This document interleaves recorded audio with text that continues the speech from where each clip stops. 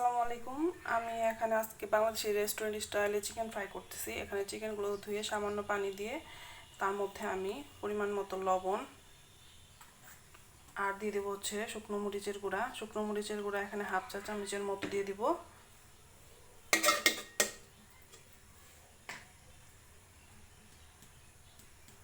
আর দিয়ে দিব আদা গুঁড়া। আদা গুঁড়া হাফ চা চামচের মতো দিয়ে এটাকে আমি হালকা সেদ্ধ করে নেব চিকেনটাকে।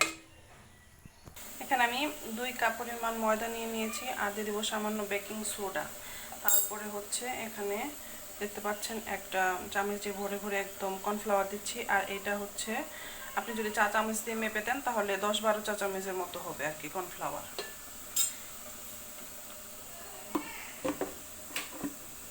আর এখানে মরিচের গুঁড়ো দিয়ে দিব আমি হাফ চা চামচের মতো, দিয়ে এগুলোকে ভালো করে মিশিয়ে নিব।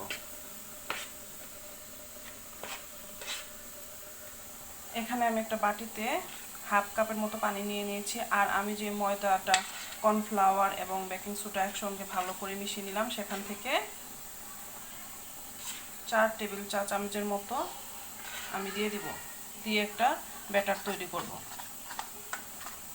আমরা যেমন ডিমের একটা ব্যাটার তৈরি করি, ওনারা ডিমের কোনো ব্যাটার ইউজ করে না, কারণ ডিমের ব্যাটার দিলে তাদের খরচের পরিমাণটা অনেক বেশি হয়ে যায়। লোকাল যে রেস্টুরেন্টগুলো এগুলোতে এভাবে করেই তৈরি করে, আমি সেটা দেখাচ্ছি। আর আপনাদের যদি কারো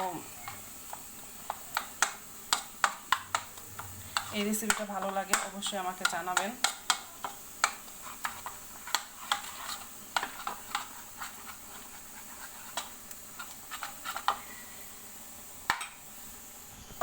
এখানে আমার চিকেনগুলোকে সিদ্ধ করে নেওয়া হয়ে গেছে। এগুলোকে এখন নামিয়ে আমি একটি হাঁড়ি বসিয়ে তাতে তেল বসিয়ে গরম হওয়ার জন্য রেখে দেব। চিকেনের পিসগুলো এই ব্যাটারের সঙ্গে আমি ভালো করে মিশিয়ে নিব।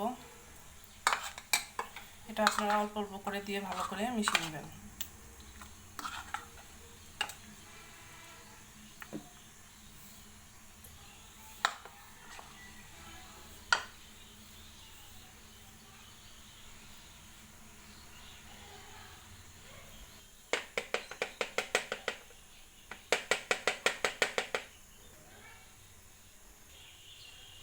আমি একটা ফ্রাই প্যানে তেল গরম করে নিয়েছি, এখন চিকেনগুলো দিয়ে দিচ্ছি।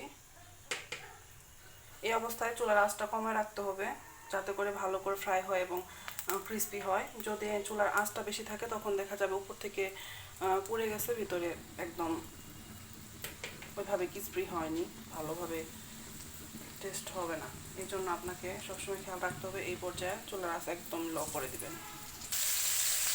আমি আগুনের তাপমাত্রাটা আরেকটু বাড়িয়ে দিয়েছি। এখন আপনারা দেখতে পাচ্ছেন চিকেনের কত সুন্দর কালার ধরে আসছে।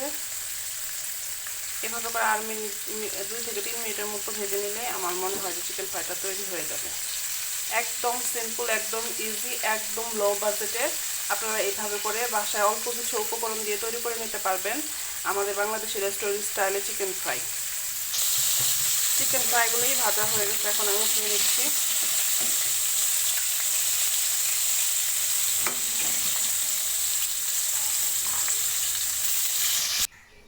তৈরি হয়ে গেল আমার চিকেন ফ্রাই। এখানে আপনি এভাবে করে একদম সেম টু সেম যদি আপনি ফলো করে তৈরি করেন তবে আপনি অবশ্যই বুঝতে পারবেন একদম আমাদের বাংলাদেশ রেস্টুরেন্ট স্টাইলে হয়েছে। এটা খেতেও অনেক টেস্টি। বাসায় বানান, বাচ্চাদের সঙ্গে নিজেরা ফ্যামিলি মেম্বারকে নিয়ে পরিবেশন করুন। ধন্যবাদ সবাইকে।